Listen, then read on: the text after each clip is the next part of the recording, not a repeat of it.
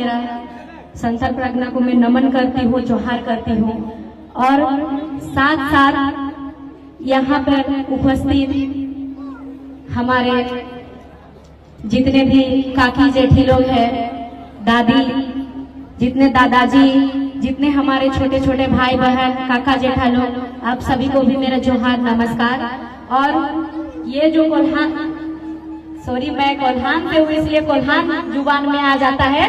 ये जो संथाल प्रज्ञा, ये जो संथाल प्रज्ञा के जो आपके जो वीर सपूत है, ये जो वीर है यहाँ के, जो सिद्धू कानू, चांद भैरव, फूलो झानो, इन सभी को मैं नमन करती हूँ। और हम लोगों को इन लोगों से कुछ सीखना चाहिए। सीखना क्या चाहिए कि आज ये लोग जो शहीद हुए हैं, क्यों शहीद हुए हैं? आप लोग को मालूम है कि शहीद क्यों हुए हैं? नहीं मालूम है। ये लोग शहीद हुए हैं जब यहाँ पर ईस्ट इंडिया कंपनी आया था हमारे झारखंड में, हमारे भारत में, हमारे झारखंड में, उस ईस्ट इंडिया कंपनी के खिलाफ। और जितना जमींदारों का जो लिया जाता है ना, टैक्स लिया जाता है, लगान लिया जाता है ना जमीन का, वो लगान का विरोध में इन्होंने विद्रोह किया था। ये लोग विद्रोह ऐसे नहीं किए थे, ऐसा नहीं कि जाके किसी के साथ लड़ने नहीं लगे थे। ये लोग जो जमीन का लगान लिया जा रहा था उसके खिलाफ में इन लोग विद्रोह किए थे और इन लोगों ने अपना जान गंवाया। तो क्या आज हम लोगों को वही चीज करना है कि इन लोग का जो सपना था, इन लोग का जो उद्देश्य था, उस उद्देश्य को पूरा करना है? उद्देश्य को पूरा करना है ना।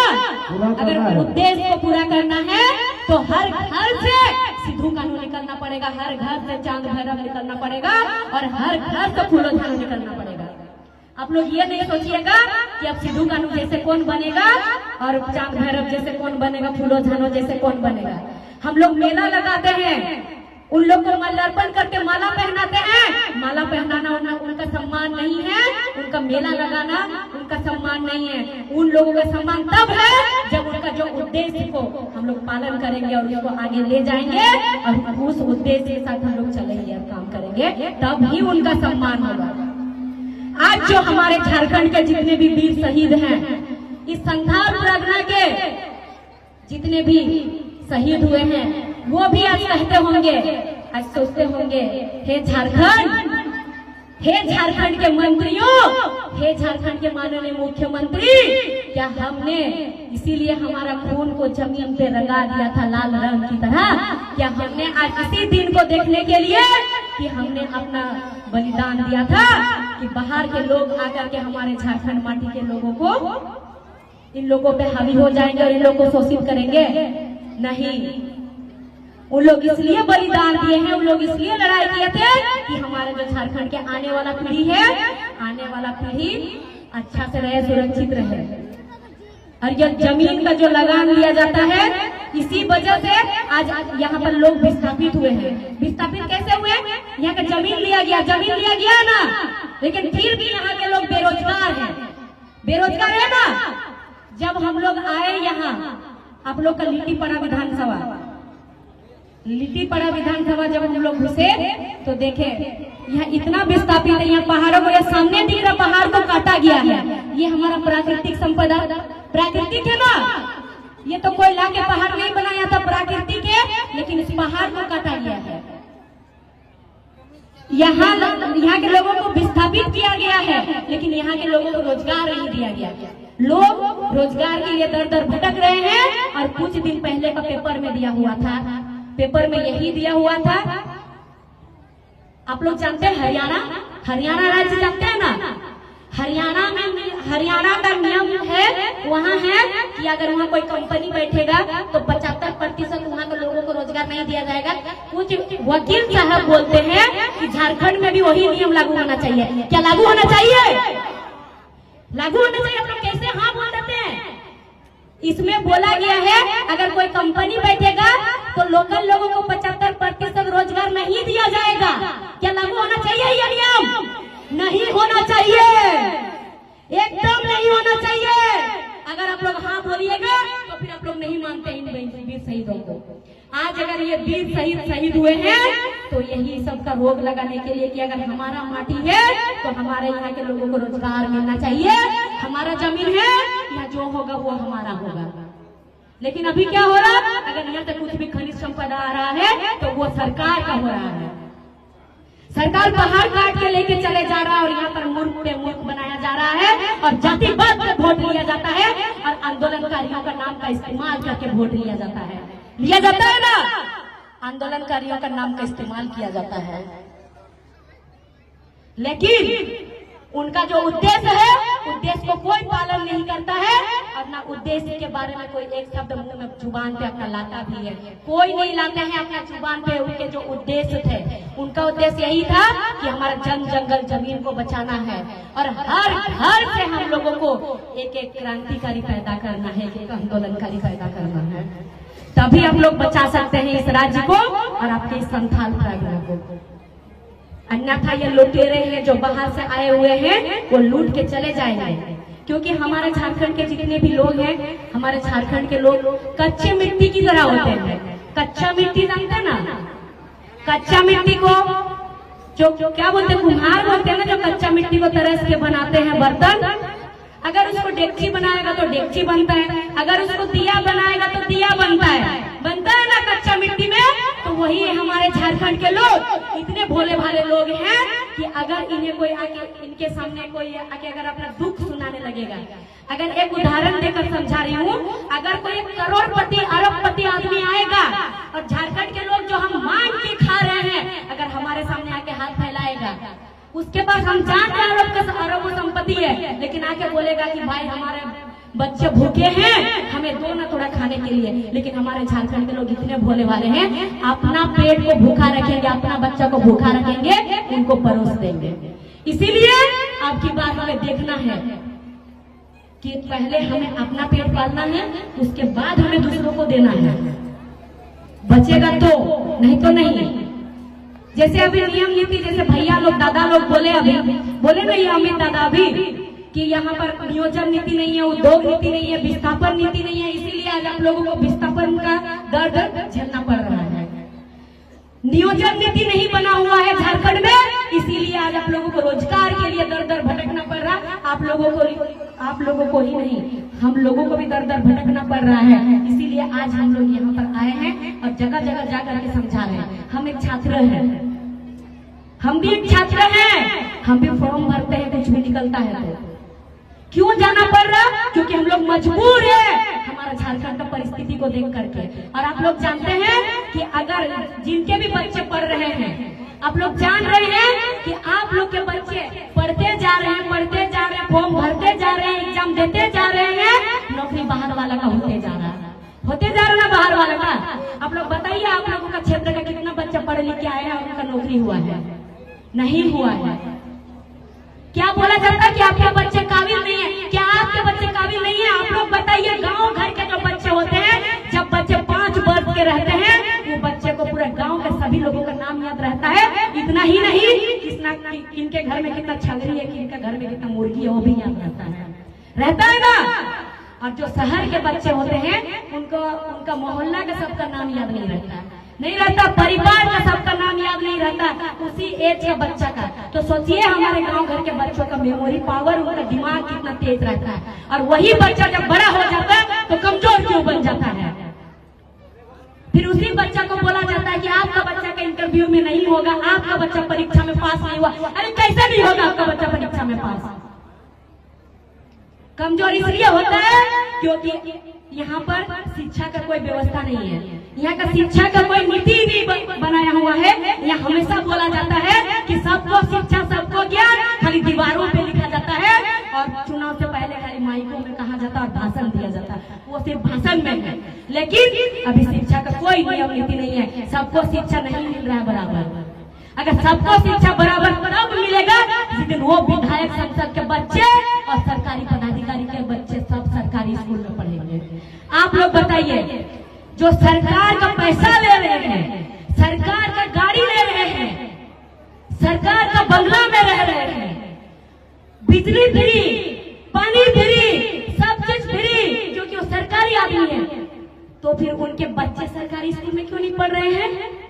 क्योंकि वे कभी नहीं चाहते हैं आपके बच्चे सरकारी प्राइवेट स्कूल में पढ़े और आपके बच्चे अच्छा पढ़े और शिक्षा बराबर हो, और कभी नहीं चाहते हैं कि आपका बच्चा आगे बढ़े। अगर आपके बच्चे को आगे बढ़ने देंगे, आपके बच्चे को शिक्षित बनाएंगे, तो फिर वोट कौन करेगा? झंडा लेके कौन ढोएगा उनके बच्चों के पीछे? ये बहुत समझने वाली बात है, बहुत गहराई वाली बात है। भले ये बात ऊपर ऊपर माथा में चला जाएगा, लेकिन बहुत गहराई वाली बात है। एक बार गहराई से सोचिएगा इस बात को। समान शिक्षा नहीं दिया जाता है हम लोगों को। और ठीक उसी प्रकार से जब महिलाएं, गर्भवती महिलाएं, जब बच्चा होता है, बच्चा जब प्रसव होता है, तो उसको अस्पताल लेके जाया जाता है। अस्पताल लेके जाया जाता है ना, अस्पताल जाते हैं ना, वो जाते हैं अस्पताल। अस्पताल में कोई सुविधा नहीं है। अभी हाल फिलहाल का बात बता रहे, हमारी भाभी का देहांत हुआ अस्पताल का लापरवाही के कारण। अस्पताल में क्या करता है? डॉक्टर नहीं है। अगर डॉक्टर है तो वहां कोई सुविधा नहीं है, नहीं रहता सुविधा।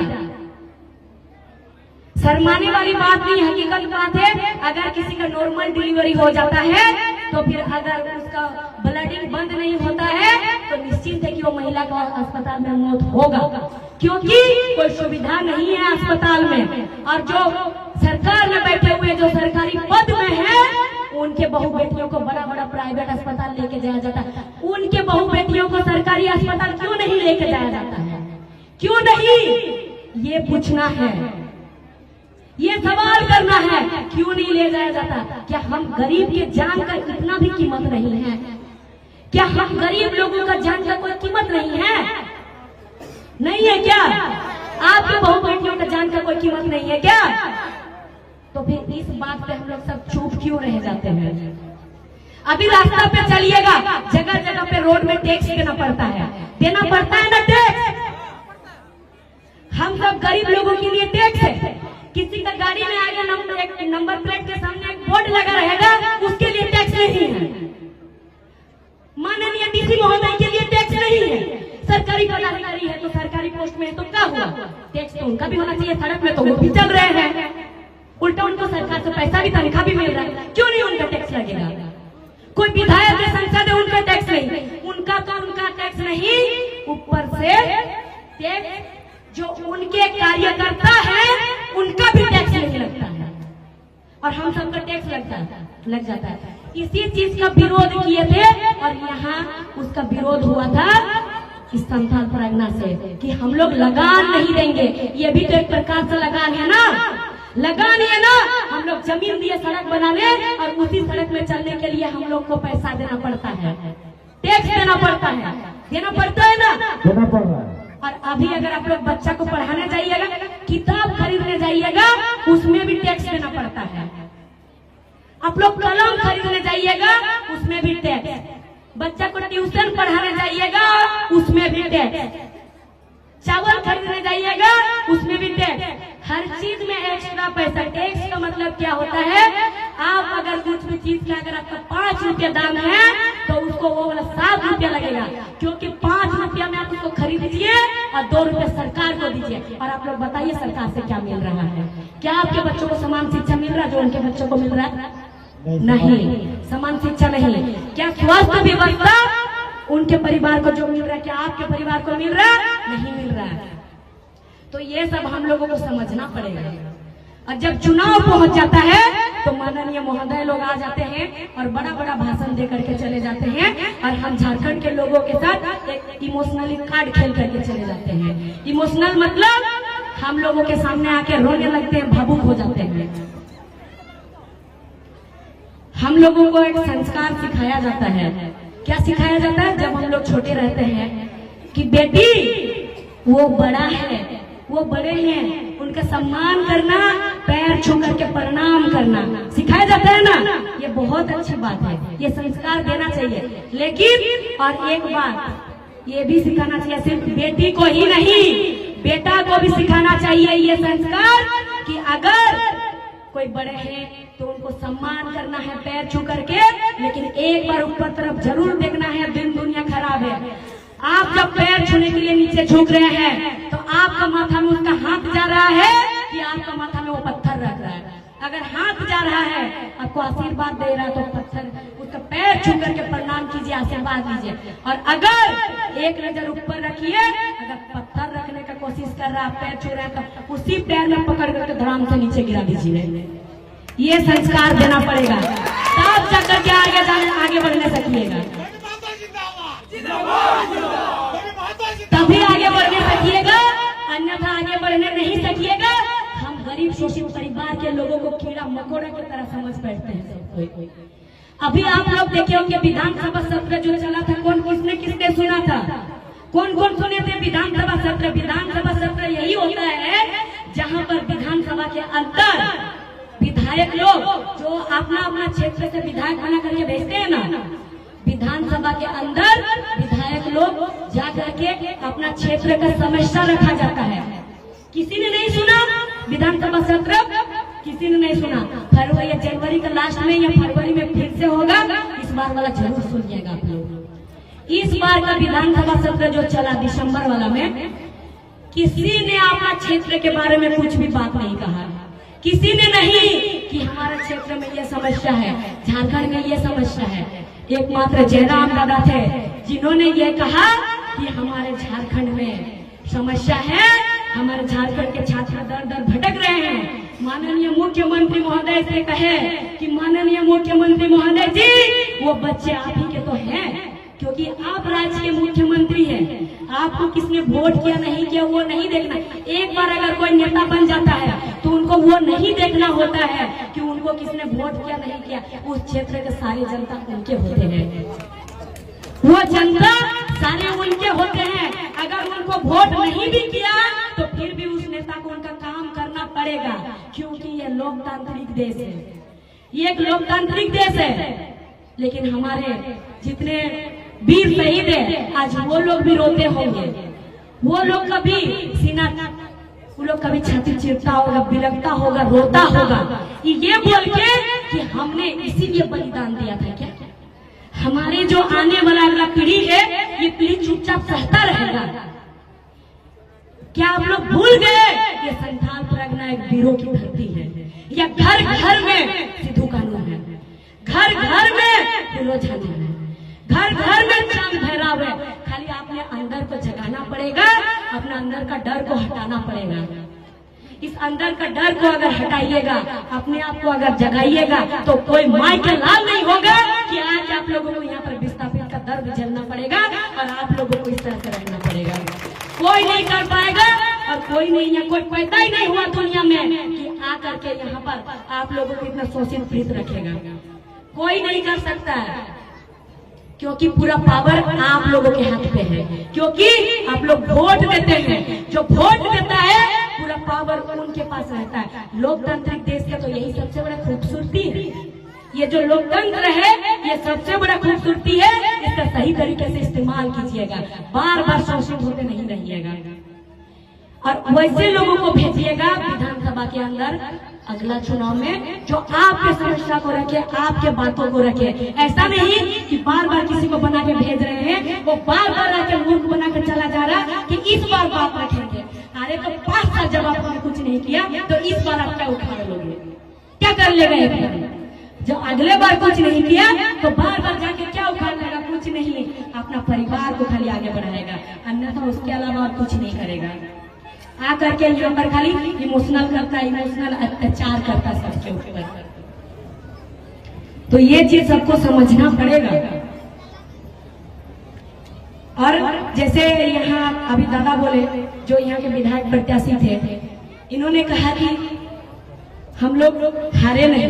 बिल्कुल, अगर किसी का मन में होगा कि ये लोग हार गया, लेकिन फिर भी बड़ा बड़ा बात बोलने नहीं छोड़ा। ये बड़ा बात नहीं है, ये बड़ा बात नहीं है, ये हकीकत बात है। हारता वो है जो जीतने के लिए जाता है। सिर्फ हम लोग हारे नहीं हैं, क्योंकि हम लोग बदलाव के लिए आए हैं। 81 विधानसभा है हमारे पूरे झारखंड राज्य में, लेकिन विधानसभा के अंदर तहलका मचाता है सिर्फ एक ही विधायक, वो है झारखंड लोकतांत्रिक क्रांतिकारी मोर्चा के। तो यही चीज आप लोग को एक चीज जानकारी नहीं होगा, जो सत्ता पक्ष के विधायक नहीं होते हैं उनको 4 मिनट से ज्यादा समय नहीं दिया जाता विधानसभा के अंदर बोलने के लिए, समस्या रखने के लिए विधानसभा सत्र में। तो आप लोग एक बात सोच के देखिए, अगर एक विधायक के जगह अगर 10 विधायक गए रहते तो अगर 4-4 मिनट समय मिलता तो कितना समय मिलता। और जाके विधानसभा के अंदर एक ही ने तो तहलका मचा करके रख दिया है, और अगर 10 विधायक वहाँ चले जाते तो आज विधानसभा के अंदर पूरा कादो कादो हो जाता, पूरा झारखंड का सरकार को भी झुकना पड़ जाता और हर जगह पे नियम नीति लागू करना पड़ता उनको, क्योंकि झारखंड के सरकार को झुकाना है। अगर नियम नीति लागू कराना है तो सारा पावर जनता के हाथ में होता है, हम जनताओं के हाथ में होता है। हम लोग चुप रहते हैं, उस पावर को जानते नहीं है, और हम लोग सिर्फ वोट को एक बस ये सोचते हैं कि अंगूठा बस दबाना है, अंगूठा नहीं दबाना है। हमारा वोट देना मतलब 5 वर्ष के लिए हम लोग अपना अधिकार किसी को दे देते हैं, पूरा 5 वर्ष के लिए अपने बच्चों के भविष्य को दे देते हैं 5 वर्ष के लिए। तो इस चीज को समझिएगा। आज अगर रात को इतना रात हम कोल्हान से चल करके यहाँ संथाल परगना में आ गए हैं तो क्यों आए हैं, क्यों आए हैं? क्योंकि हम लोग चाहते हैं कि हर घर से एक एक बेटी निकले, हर घर से एक एक बेटा निकले जो ये चांद भैरव सिद्धू कानू और फूलो छानो की तरह बने, निर्मल महतो, सुनील महतो और विनोद बिहारी की तरह बने। जो विनोद बाबू थे, बिरसा मुंडा हुए, चांद भैरव, ये तो आप ही लोग के यहाँ पर तो उन लोग का मूर्ति भी लगा हुआ है ना, मूर्ति लगा हुआ है। तो मूर्ति को देख करके कुछ सीखिए, और सीख करके एक बार जानने का प्रयास कीजिए कि लोग क्यों लड़े थे, किस लिए लड़े थे। पहले तो पढ़ा लिखा नहीं थे इन लोग, फिर भी लड़े थे। ये लोग जान रहे थे हमारे साथ गलत हो रहा, और अभी पढ़ लिख करके भी हम लोग साइड हट रहे हैं। साइड क्यों हट रहे हैं? क्योंकि हम लोग कहते हैं अभी लड़ के तो नहीं सकेंगे, अभी हम लोग सिर्फ और सिर्फ लड़ सकते हैं जो हमें संविधान से जो हथियार मिला है, बाबा साहेब अम्बेडकर ने जो दिया है हथियार, जो वोटर कार्ड, अभी हम लोग उसी से लड़ सकते हैं। अभी हम लोग तलवार से नहीं लड़ सकते हैं, अभी हम लोग तीर धनुष से नहीं लड़ सकते हैं, और अभी हम लोग छुरी टांगी फरसा से नहीं लड़ सकते, क्योंकि जो दूसरे लोग हैं जो बाहर से हैं उन लोग के पास गोली बारूद है। हम लोग लड़ सकते हैं जो हमें संविधान से सबसे जो बड़ा हथियार मिला है वोटर कार्ड, हम उस वोटर कार्ड से लड़ सकते हैं। और हम लोग एक ऐसा नेता, एक ऐसा लीडर चुन करके भेजेंगे विधानसभा के अंदर, ताकि वो हम लोगों के समस्या को रख सके। एक छोटा सा उदाहरण है, हर परिवार में परिवार का मुखिया किसको चुना जाता है? परिवार का मुखिया उनको ही चुना जाता है जो परिवार को बांध के रख ले सके, उनको ही चुना जाता है ना। एक तो दादी होती है, या फिर दादाजी होते हैं, या फिर पिताजी होते हैं। जिनके दादाजी दादी जी पिताजी नहीं है उनके माताजी होते हैं, या फिर बड़े भाई होते हैं ना। वैसे लोग होते हैं जो भी हो ऐसे होते हैं जो परिवार को बांध के रख सकते हैं, वैसे लोग को मुखिया चुना जाता है। ऐसे लोगों को तो नहीं चुना जाता है जो कि परिवार को संभाल के नहीं रखने सके। अगर परिवार पे कुछ आंच आ जाता है तो डट के सीना तान के जो खड़ा होने सके, उस इंसान को परिवार का मुखिया चुना जाता है ना। तो एक परिवार का मुखिया चुनने के लिए एक वैसे दमदार इंसान का जरूरत होता है। तो फिर एक विधानसभा का जो मुखिया चुनते, विधानसभा के अंदर भेजते हैं, एक विधायक चुनते हैं, तो ऐसे इंसान को क्यों वहाँ भेजते हैं जो विधानसभा के अंदर जाके खराटे मारते हैं? जैसे ऐसा लगता मिट्टी खोद करके आए हैं, जाके बैठे हैं। नहीं तो ऐसे बैठते हैं जैसे कि कभी भी एसी का हवा देखे ही नहीं है और एसी में जाके बैठे हैं, वैसे आराम से बैठ जाते हैं कुर्सी में। कभी आप लोगों की समस्या को रखा ही नहीं जाता है। तो इस बार बदलाव जरूर कीजिएगा, इतना आसानी से नहीं होता है, धीरे धीरे होता है, लेकिन धीरे धीरे ही हम लोग को चलना है। और कभी हारे नहीं है हम लोग, कोई हारता नहीं है, आदमी जीतता है या फिर कुछ सीखता है। क्योंकि अभी हम लोग शुरुआत है, हम लोग बच्चे हैं, हम लोग बच्चे इस राजनीतिक में। और राजनीतिक में आने का उद्देश्य भी यही है कि हम लोग आंदोलन करके देखें। आंदोलन जब करने के लिए जाते हैं तो लाठी बरसाया जाता है, तीर फोड़ा जाता है, धारा लगाया जाता है। धारा जितना उम्र नहीं हुआ है उतना धारा लगा हुआ है। 37 को धारा लगा हुआ है, 4 वो केस है। क्यों है? क्योंकि आंदोलन में, छात्र आंदोलन जो सीजीएल आंदोलन हुआ था ना, सीजीएल का एग्जाम कौन कौन दिए थे, उसमें लगा हुआ है। 60-40 नियोजन नीति के टाइम लगा हुआ है, इतने सारे लगा हुआ है। लेकिन क्यों किया जाता है कि डराने के लिए, तो हम लोग भी कह दिए कि लगाइए, जितना धारा लगाना है उस धारा को हम लोग स्वीकार करेंगे। लेकिन फिर भी हम लोग लड़ना नहीं छोड़ेंगे, हम लोग लड़ेंगे। और यही तो सब ये तो धारा लगना, केस होना, ये आंदोलन का, क्रांतिकारी का ये श्रृंगार है। धारा लगना, केस होना, ये श्रृंगार है। हम लोग स्वीकार करेंगे, लेकिन हम लोग लड़ने नहीं छोड़ेंगे। और अभी तो एक दो आंदोलनकारी, क्रांतिकारी निकले हैं। अभी गांव ही नहीं, घर से हम लोग निकालेंगे और हमारा झारखंड के लिए लड़ेंगे और हमारा झारखंड का दिशा दशा को बदलेंगे और एक नया झारखंड का निर्माण करेंगे। नया झारखंड मतलब अलग झारखंड नहीं बनाएंगे, इसी झारखंड का हम लोग नियोजन नीति, उद्योग नीति, विस्थापन नीति, ये नीति बनवाएंगे। नीति कौन बनाता है? सब बोलते हैं कि राजनीति गंदा चीज है। राजनीति कभी गंदा चीज नहीं है। पढ़े लिखे लोग राजनीति से हट जाते हैं, गंदे लोग घुस जाते हैं और उसको गंदा बना देते हैं। राजनीति कभी गंदा है नहीं। अगर राजनीति गंदा है तो आप अगर कपड़ा पहन रहे हैं तो इसका तय कौन करता है? राजनीतिक, जो राजनीतिक पे कुर्सी पे बैठे हुए हैं। अगर महिलाएं एक बिंदी लगाती है, अगर आप लोगों के पत्नियां सिंदूर लगाती है, चूड़ी पहनती है, बिंदी लगाती है, साड़ी पहनती है, तो उसका रेट है, उसका जो मूल, उसका जो भाव कौन बनाता है? जो राजनीतिक कुर्सी पे बैठे हुए हैं वो लोग। अगर गंदे हैं तो फिर इस चीज को हम लोग स्वीकार क्यों करते हैं? आपके बच्चे का नौकरी होगा कि नहीं होगा, इसको तय कौन करते हैं? जो राजनीतिक पे बैठे हुए हैं वो लोग। आप किसान है, आपके घर के आप धान कितना में बेचिएगा, उसका रेट तय कौन करते हैं? जो राजनीतिक पे बैठे हुए हैं। तो फिर राजनीति गंदा कैसे हुआ? इसीलिए राजनीतिक में हर एक वैसे युवा और युवतियों को आना पड़ेगा जो पढ़े लिखे हैं, जो नौजवान हैं। और इस बार हम लोगों को विधानसभा के अंदर और संसद भवन दिल्ली के अंदर वैसे व्यक्ति को पहुंचाना पड़ेगा जो आवाज उठाते हैं, जो आपके साथ लड़ते हैं। और हर जगह एक चीज देखे हैं कि वोट जब आता है लोग मैया सम्मान में चले गए और दे दिए वोट और दोबारा से सरकार बना दिए। और जब उनका जमीन जायदाद चले जाते हैं तो याद करते हैं फिर से वही लोग झारखंड लोकतांत्रिक क्रांतिकारी मोर्चा को। तो इस बात को याद रखिएगा कि जो आप लोग याद करते हैं उस वक्त वोट के टाइम एक बार याद कीजिएगा आप लोग, और झारखंड लोकतांत्रिक क्रांतिकारी मोर्चा को एक बार आप लोग पहुंचाइएगा विधानसभा के अंदर और एक बार उनका सरकार बना दीजिएगा। और देख लीजिएगा आप लोग कि आप लोगों को कभी भी दर दर भटकने का जरूरत नहीं पड़ेगा, इस तरह से लड़ने का जरूरत नहीं पड़ेगा। अभी आप लोग कुछ दिन पहले का, लगभग 2 दिन पहले देखे होंगे जो सीसीएल वाला क्वार्टर का जयराम नगर का आप लोग देखे होंगे। एक परिवार को, एक महिला को जाकर के पुलिस वालों ने डंडा मारा था। जयराम नगर रात 2 बजे उठ के चले गए और पूरा सीसीएल को वहां पर खदेड़ के सबको निकाल दिया और एकदम जितने लोग वहां क्वार्टर को कब्जा करके रखे थे सब का एकदम लिस्ट निकाल दिए। तो एक ही विधायक पूरा झारखंड में तबाही मचा करके रखा हुआ है। तो आप सोचिए अगर इसका सरकार बनेगा तो कोई माई के लाल पैदा नहीं हुआ है जो हमारे झारखंड में नजर डालेगा। तो ये चीज हम एक बात हमेशा कहते हैं कि हम लोग कहीं भी जाते हैं तो हम लोग को बोला जाता है कि जंगली है, झारखंड के है मतलब जंगली है, बोला जाता है ना।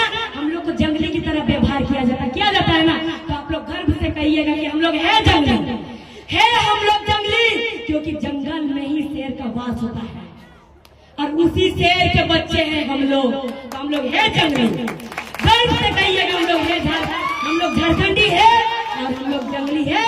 हम लोग शेर, उसी शेर के बच्चे हैं हम लोग और उसी शेर दिल वाले हैं हम लोग डरते नहीं है किसी से। अपना अधिकार के लिए हम लोग अपना जान भी देने के लिए तैयार हैं। तो ज्यादा नहीं कहेंगे, ठंडा का मौसम है, आप लोग भी यहाँ बैठे हैं, लेकिन आज यहाँ से हम लोग जा रहे हैं इस संताल परगना की धरती से, इस वीरों की धरती से। लेकिन दोबारा जब आएंगे तो हमें दिखना चाहिए ये चांद, भैरव, सिद्धू, कान्हू और फूलो झानो की तरह, और भी यहाँ दिखना चाहिए। क्योंकि इसी आशा और उम्मीद से हम लोग यहाँ आए थे। अगर झारखंड का दिशा दशा को बदलना है, सुधारना है, तो फिर से हर घर में चांद भैरव सिद्धू कानू फूलो झलो निकालना पड़ेगा, तभी हम लोग सुधार सकते हैं झारखंड का दिशा दशा को, अन्यथा कभी नहीं सुधार सकते हैं। तो इतना ही कहकर मैं अपने वक्तव्य को यही समाप्त करती हूँ और मैं उन लोगों से माफी चाहूंगी जो यहाँ मंच पर उपस्थित, जो मंचा से और जो संबोधन के टाइम देखिए आप लोगों की छोटी बहन हूँ और बोलने में थोड़ा बहुत भूल चूक हो जाती है, तो अगर किसी का मन में कुछ ठेस पहुंचा हो तो माफ कर दीजिएगा, क्योंकि संबोधन में थोड़ा जल्दी में थे, अंधेरे का समय था तो नहीं बोल पाए, क्योंकि बाकी लोग भी काफी समय से शायद आए हुए हैं। और आप सबों की बहुत बहुत धन्यवाद और आप सबों का सदा आभारी रहेंगे हम लोग। ये जो झारखंड लोकतांत्रिक क्रांतिकारी मोर्चा है सदा आभारी रहेगा आप लोगों का कि आप लोग अपना इतना कीमती वक्त इतना रात तक यहाँ पर दिए। और अगर कहीं भी बोलने में थोड़ा बहुत भूल चूक हुई हो, आप ही लोग का छोटी बहन है, आप ही लोग का नातनी है, आप ही लोग का जो छोटे छोटे भाई आप ही लोग का दीदी है, आप ही लोग का बहन बेटी है, माफ कर दीजिएगा और सभी को बहुत बहुत धन्यवाद।